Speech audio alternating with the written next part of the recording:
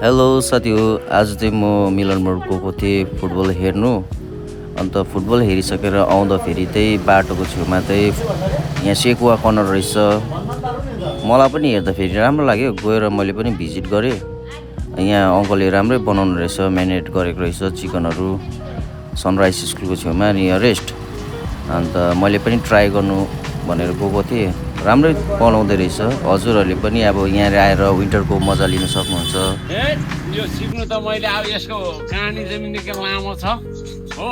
हजुर यो कहानी अब मैले भन्यो भने हजुर के अरे अघि बोलमा होइन, यो चाहिँ अब मैले निकै यो रेसिपी चाहिँ मैले नेपाल काठमाडौँबाट लिएर आएको।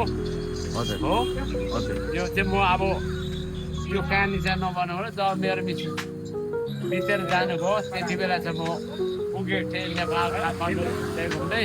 हजुर एक महिना त्यहाँ बस्दाखेरि एकजना मास्टर सेफ सन्तोष शाहसँग भेटाएर चाहिँ कुनै च्यानल अस्ति मैले उहाँलाई भेटाएर चाहिँ उहाँदेखि लिएर आएको। त्यसपछि यो मेरो यो एरियामा फेमस छ। अब यहाँ अब गान्तोकदेखिको भनौँ न सिक्किमको धेरैजना आउँछ खान्छ। कसैले अस्ति चर्चा गरेको थियो मसँग, टेक्निसियन त्यहाँ छ। अन्त चर्चा गर्नुभयो, अङ्कल मलाई टेस्ट गर्नु, मैले टेस्ट गराएँ। पछाडि त्यो भाइले 4 प्लेट खाएर गयो र मलाई पछाडि भन्यो हाम्रो यो माथि जोरथाङमा नि चर्चा भएको थियो अघि वकैमा तपाईँको सेकुवा चाहिँ टेस्टी रहेछ भनिराखेर गयो है। लागि तपाईँहरू पनि खानु मन लाग्छ आउँदा हुन्छ। यो चाहिँ मिलन मोड जाने बाटोको कोलाबारी भन्ने ठाउँमा छ, नियर सनराइज हाई स्कुल को सामनेमा चाहिँ यो दोकान खोलेको हुन्छ। धन्यवाद।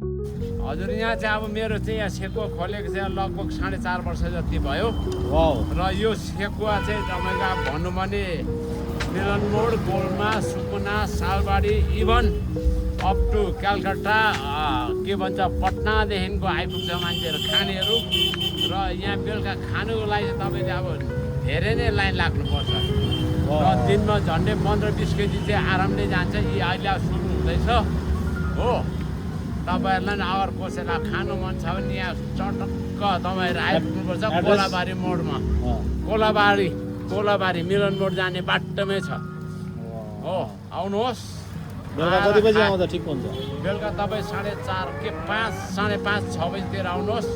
यी अहिले पाकिहाल्यो अब यही। यो एउटा प्रोसेस देखाउन नि।